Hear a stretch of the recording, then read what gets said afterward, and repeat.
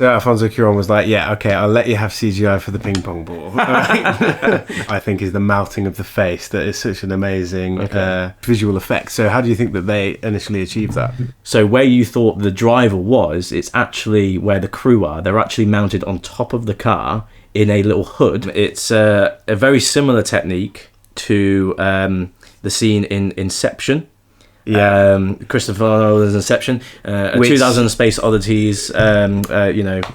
There's two shots in 2001: A Space Odyssey. One with the woman carrying the tray. Hello and welcome back to Cinema Rules. My name is Sean, and here today I'm with Tom, and we're starting a new series on the channel. It's going to be called Hollywood How To, and essentially dive deep into how they achieved their vision, whether it's a scene in a car or a certain stunt or a visual effects. We will look behind the scenes and delve deep and tell you guys how they went from their idea into full fruition on the screen. This series is inspired by Corridor Crew's visual effects artist React. We don't want to be seen as taking or just mimicking their series. We are huge fans of them, and essentially this series is influenced by them. And like you said, it's not just going to be visual or special effects that we're looking at, it's also going to be cinematography as well, the way scenes are filmed and put together. So. Exactly. Films are all about suspending your disbelief, aren't they? Getting engrossed, getting involved, and believing the fantasy and the realism of the scene that you're watching. And it's the job of a director to pull the audience in and make them feel like they're in there with the characters, and so that the separation between the audience and the filmmaker or the actors is blurred. But in this series, we're going to separate those two and tell you exactly how they did certain shots in your favourite movies. We're also going to look at a range of different random genres and films within each video as well, so it's not going to be any specific genre, just the films that we love and enjoyed and felt that sense of connection with, and a disbelief when you're first watching it as well. Exactly. I mean, we've been through so many films on this channel where we've just thought, how did they do that? We need to find out. And then when you read about it, it's fascinating, isn't it? Right? And you'll be surprised that many directors are influenced by other directors, and many genres pull from other genres in terms of the techniques they use to achieve a certain scene. But today we've got a couple of clips. It's my choice first, so without further ado, let's get into the first reaction, which is a film that we've actually reacted to very recently. It's Children of Men. Driving scene. Alfonso Cuarón, an amazing director. Yes, you were. He always snored.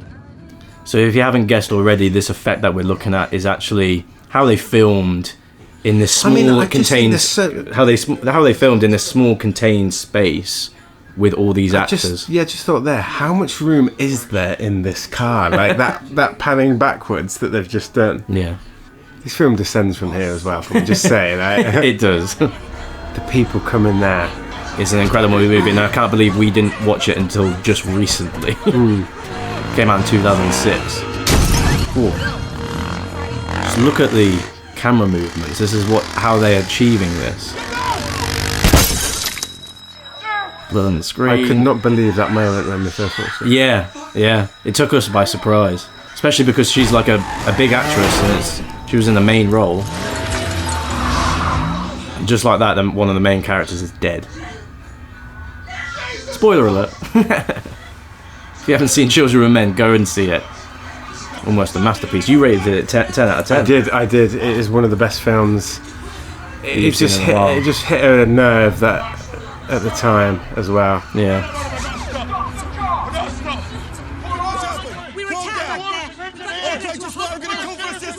There's a very interesting move here as well. It comes out of the car. The camera. Yeah. Why did you do that? Get in the fucking car! We have to get back in now. Quickly, we've got to get off the road. Get in. See, now I'm thinking it's handheld. Yeah. But how do you think they did this shot? It seems like it's on a mounted camera in the middle of the car that transfers to handheld once the the camera leaves the car. But I just don't understand, or can't comprehend at this point, how they fit the cameraman inside the car with them. Yeah. You're getting there. So essentially what they do is, you're right, Chiwetel, is it Chiwetel? Chiwetel Ejiofor, the driver. The driver obviously isn't, first of all, he's not driving. With movies, you normally get cars either dragging the car in front or behind. Yeah. But in this scene, obviously, because it's a 360 view, one take, they couldn't have had a truck pulling them or taking So them is away. there so I have seen this before where they actually have the driver, they have an adapted car where the driver is on top of the car. Close. They actually have like a guy at the front of the car in like a little go-kart, and the car is on the platform. So he's there, but he's out of view because of the bonnet. Yeah. And in terms of the crew, so where you thought the driver was, it's actually where the crew are. They're actually mounted on top of the car in a little hood, and the camera is on a 2-axis gimbal, so it's like an arm that falls down. Falling down like a kind of like a periscope, but going under. Yeah. Exactly, and it can move backwards and forwards, and is on another axis where the camera can twist to 360. The skill and the craft in creating that piece of equipment just for this scene. Yeah. Obviously, it would have been utilised and perfected over different films and so on, but also it's amazing. But also the choreography involved, because what they had to do is, because there is still not a lot of room there, and they've got a big camera in the centre, they had to time certain things. So when the camera is pulled forward and then is looking to the left at those motorcyclists, Julianne Moore's character, who's positioned in the passenger seat, has to take her seat and pull it backwards in order for them to get that shot. Yeah.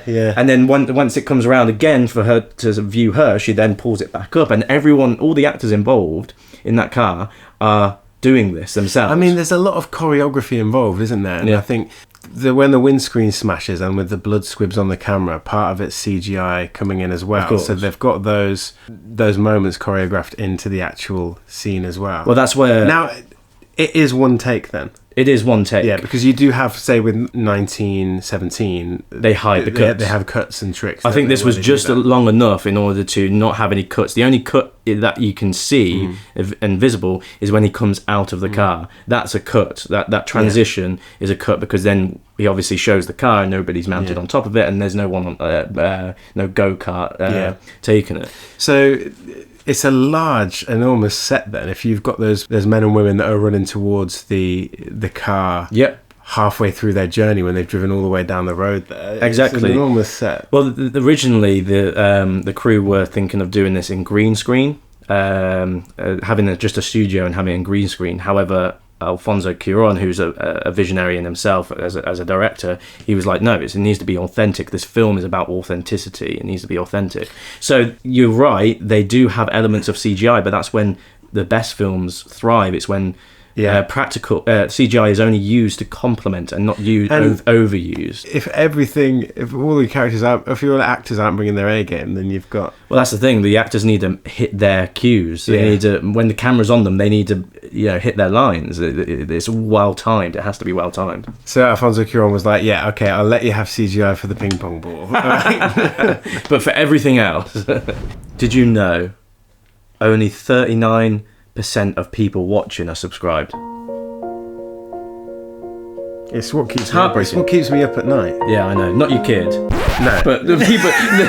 But you. But you guys. You summer rulers. The 61% of you that aren't subscribed, that are watching right now, if you love film and you appreciate us going into and deep diving into these effects and showing appreciation for these filmmaking techniques, hit that subscribe button. Usually we're on a quest to watch every film ever made. This is a side quest with a different motive. Yes. But if you're joining us for the first time to watch this, then this is definitely something we're going to carry on with. So. I'm loving this, and not only are we learning, but I hope you guys are grabbing something worthwhile as well. Right, we're going to watch a scene from the end of Raiders of the Lost Ark, which we have also reacted to on the channel, and I wanted to do this because it's visual effects, not necessarily camera work, but practical effects. Well, you'll have to tell me, because Steven Spielberg is quoted as saying these are some of the best visual effects that he Has at ever the time has ever done, or included within one of his own films at least anyway. Okay. I just love the way that this is crafted, so just have a look and see what you think.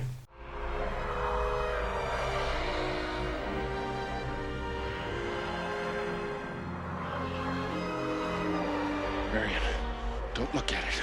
Shut your eyes, Marion. Don't look at it no matter what happens. Early visual effects there.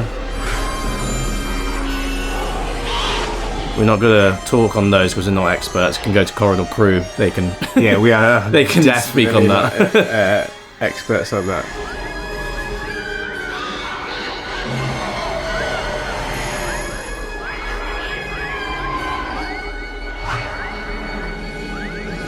They do well with illuminating the characters with the light, though. Just talking about the visual effects. I liked the background of the earlier as well.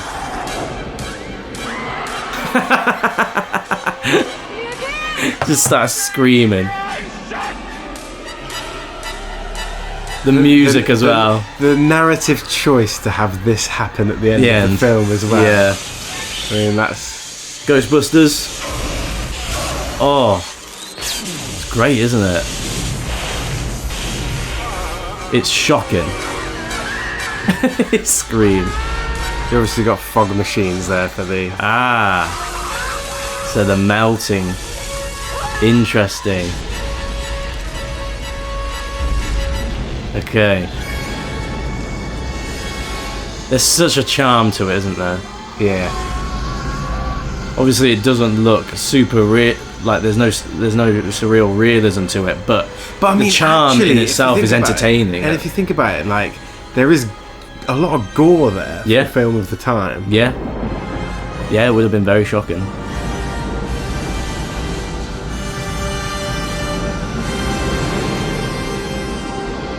Right.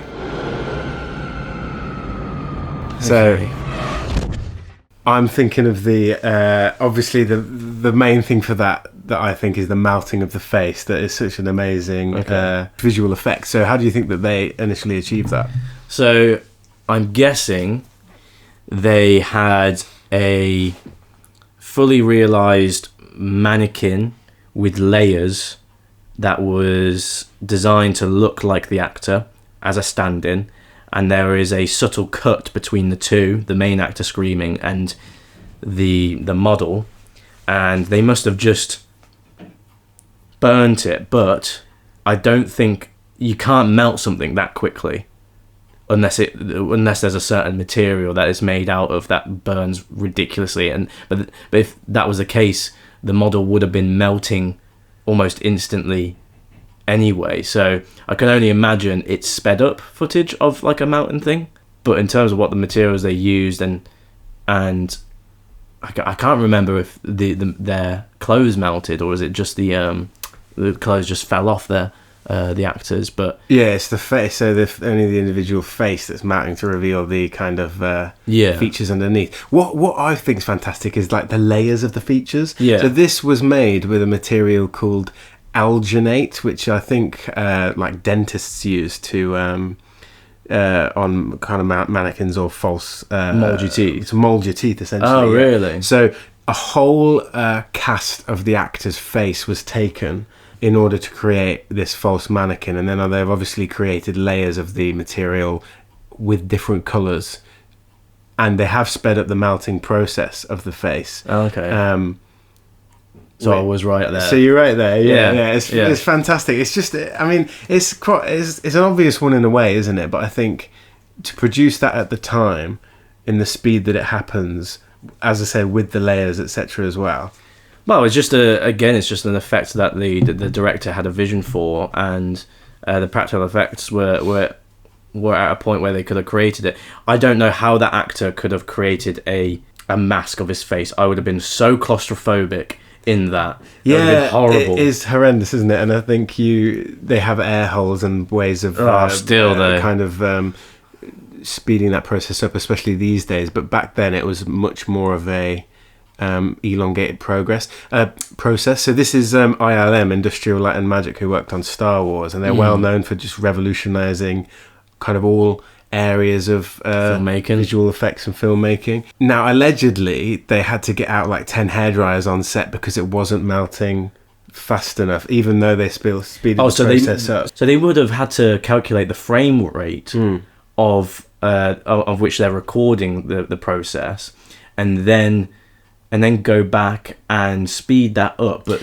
so that it would still look like it's in 24 frames per second. Yeah, but it melts really quick. Because if you think about it, that cut from the live actor to the melting face is a really key and important cut, isn't it? Because you have to have that face already partially melting by the time you make that cut. Yeah, especially the fact that Indiana Jones was obviously filmed on film, not digital. So they would have had to do a lot of use a lot of editing techniques to achieve this that transition. But what I love about the film as well is the mixture of the two.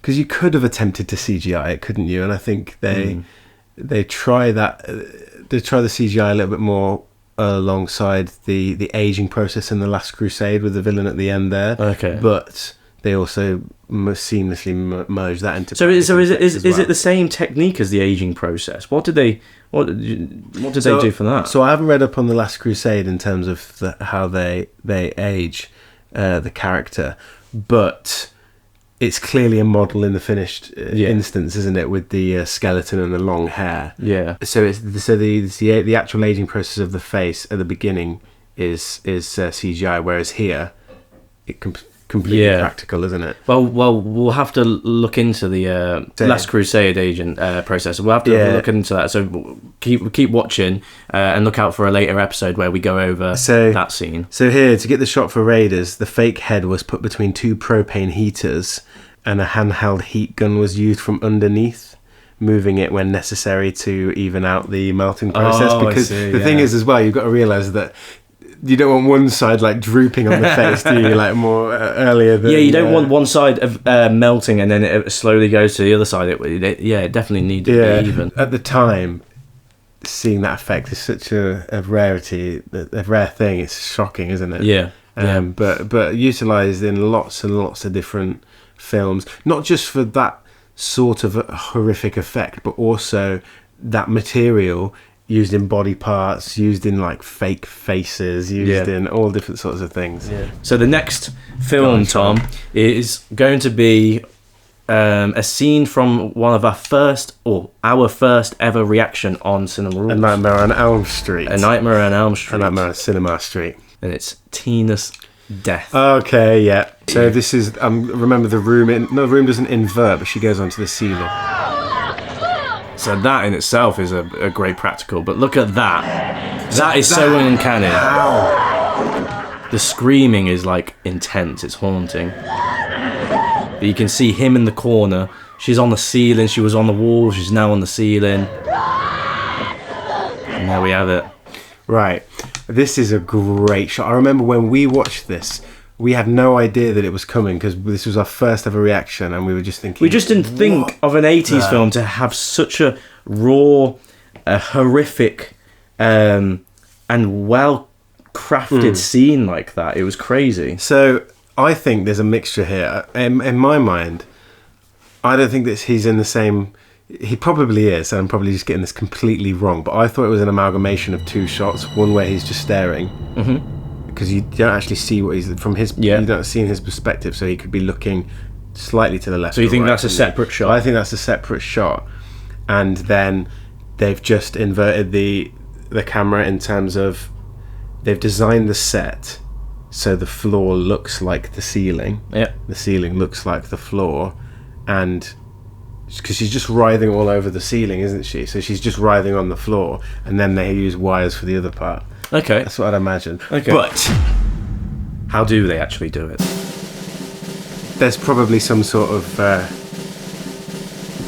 centrifuge set where they rotate the walls or something, isn't there? Like, so tell me how it is. So essentially, what it is, Tom, it's a very similar technique to the scene in Inception, Christopher Nolan's Inception, 2000 Space Oddities, There's two shots in 2001 A Space Odyssey, one with the woman carrying the tray, I think you're referring to, and one where the guy's walking around the ship, like jogging the ship, and like kind of taking cues and like punching and things like that. 1969, that is. 1968.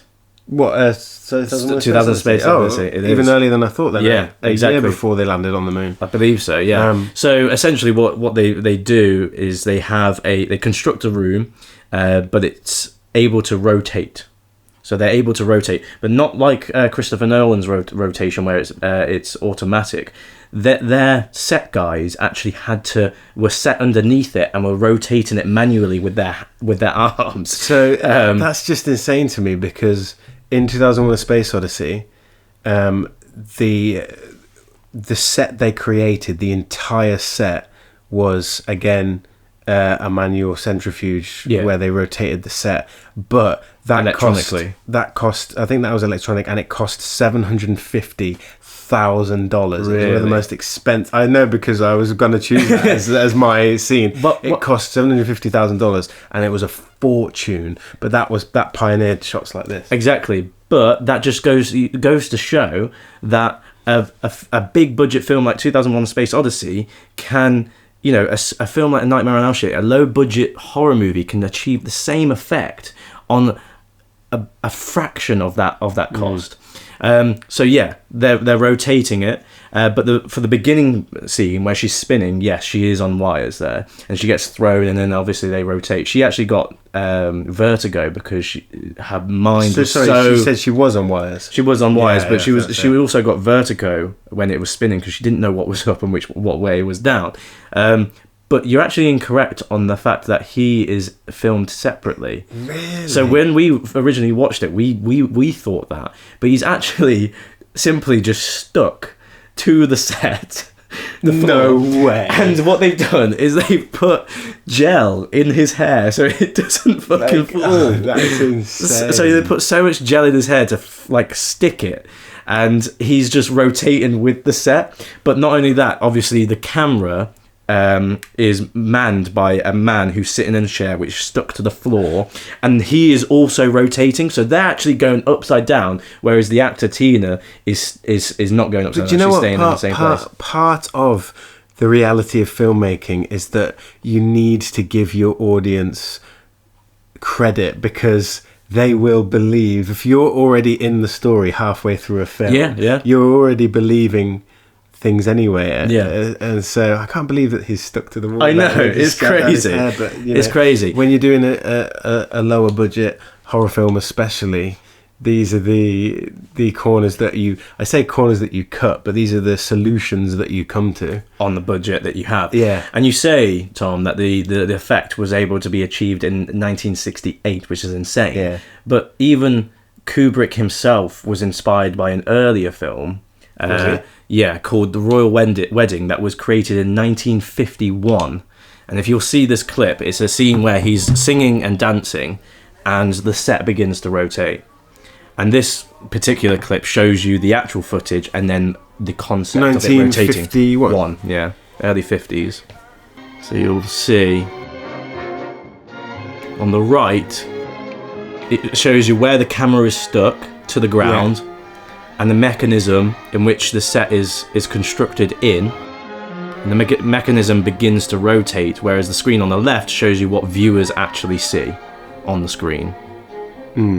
So there you go, it starts to rotate, and obviously the viewer can only see that he's now just on the wall. But it's such an incredible effect. It is absolutely an in-camera effect. You could film that today, that scene on the left-hand side, and people would be blown away. Yeah, yeah. But so that was our attempt in replicating the type of videos that Corridor Crew create on their channel. That we enjoy and love to see as well, because it's so much fun, not just watching a film and seeing it for the first time, but then going away and looking at it. Yeah. And the craft and how it influences. I mean, already in this video, we've got a bit carried away in seeing how other films have been influenced. Yeah, we could go down a massive rabbit hole here. But if you do enjoy these videos and you have enjoyed our version of this type of content, then please let us know in the comments, because we would love to do more of these videos. And let us know what films that you really admire for not just visual effects but cinematography, scenes that you initially thought, how did they do that? And just comment down below. And even if you already know how it's done, please let us know what you want us to cover, so that we can expand that knowledge onto others in the comments. Because it is a great community of film lovers, isn't it? Yeah, great. But we have spoken for a while in this video, so there will be an actual longer version of this video on our Patreon page right now. So if you want to talk about more movies, you want to see us dissect more scenes from different movies in these types of filming techniques, go over to our Patreon page right now and you can check out the longer version of this video. But this is just episode 1. We want to get to episode 100 on this series. I'm already loving this. It's so fun just to nerd out about how films are created. Yeah, and if there is anything that we got wrong here, please comment down below what you think we got wrong. We're happy to admit when we are wrong, but we do our research and we try and expand that knowledge and deliver it to you guys. But again, like and subscribe if you're not already. There's 39% of you that aren't already subscribed. The journey to 100,000 subs is on the way, and I'm hoping that this new type of video is something that you guys want to see more of. So without further ado, we'll see you in the next episode. We'll see you in the next reaction. We'll see you soon. See you later. Cheers.